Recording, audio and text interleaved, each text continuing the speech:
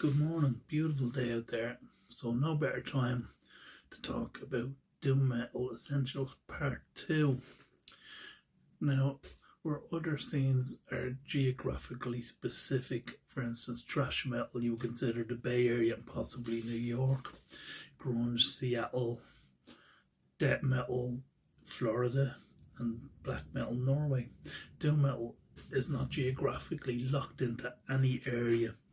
Now, I don't know whether this is the internet, where all these mini scenes can connect to each other, but definitely there is one similarity between thrash metal and doom metal. They have their own big four, where you have Metallica, Slayer, Anthrax, Megadeth. In doom metal, we have Pentagram, who we've spoken about in an earlier video, Trouble, who were my introduction to doom metal and a band I still love, Saint Fighters, and I guess you could include the Obsessed with that, because we're talking about Scott Weinrich there, and Sweden's Candlemass, who are the most traditional of doom bands, and they came out at a time when thrash metal was at its height and everyone else was speeding up, and they brought out Epicus, Doomicus, Metallicus, which is a template for doom metal and an essential if you're anyway interested in the scene. The singer on this was John Lindquist. I'm hoping I'm pronouncing that right, or probably not, and apologies to any Swedish viewers. The key track on this album is Solitude, and that kind of lays out Candlemass's template. Now, he left or was fired, depending on what you believe, and they brought in a gentleman called Messiah McCollum, and I'm hoping I'm pronouncing that right too, for Nightfall. Now, this is a step up. His operatic vocals definitely bring an epic element to the band, and I mean the tracks themselves, Gothic Stone, The Well of Souls, Darker, The Veils of Death, tells you exactly where you're getting. This is doom, uncompromising. Leif Yielding, the bass player, is the main man in this band, and he's driven it all these years, and he is a dedicated doom man, and there's no doubt about that. The next album, Ancient Dreams, this was my introduction to Candlemass. I believe I got it as a Christmas present one year from my brother. That tells you how old I am.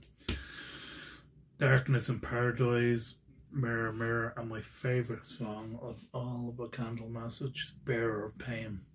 Now, to prove their dedication to the purity of doom, they do Black Sabbath Melody as the last track in this. Can you imagine the balls on that? They're not even trying to hide who their influences are. It's a great album. Tales of Creation is loosely a concept album. Like, there's tracks that are broken up into several parts. Under the Oak, Voices of the Wind, Dark Reflections, The Prophecy. Still, Candlemass have found their little niche and they're sticking to it. That is a beautiful album cover. Now, this was the last album with Messiah, the Mad Monk. He had developed such a visual image of, doing his Mad Monk dance and performing it in a monk's cassock. So I feel it was a real loss to Candlemass. They went on to do other great albums and some average albums, changed singers here and there. My favourite of their latter albums is Psalms for the Dead with Robert Lowe, an American singer they brought in. He recorded the album and he left before the album was released, so that was quite a shame, but this is a great album. And I have to do one honourable mention. I have mixed feelings about cover versions. I don't think there's any point in doing a no for no cover version. Why bother?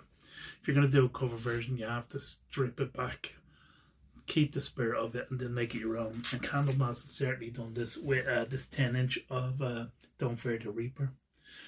I'm sure as soon as I mentioned the song, the riff and the melody popped into your head. Now, they do feature in this, but it's in a very stripped back version and makes it a doom metal classic. And it's a great little 10-inch if you can find it. So that's Candlemass. That's our Doom Metal Essential Part 2. If you're interested in the scene and that type of music, check him out. If you like this content, like and subscribe to Fifth Wheel Records. Until then, keep it final, keep it real.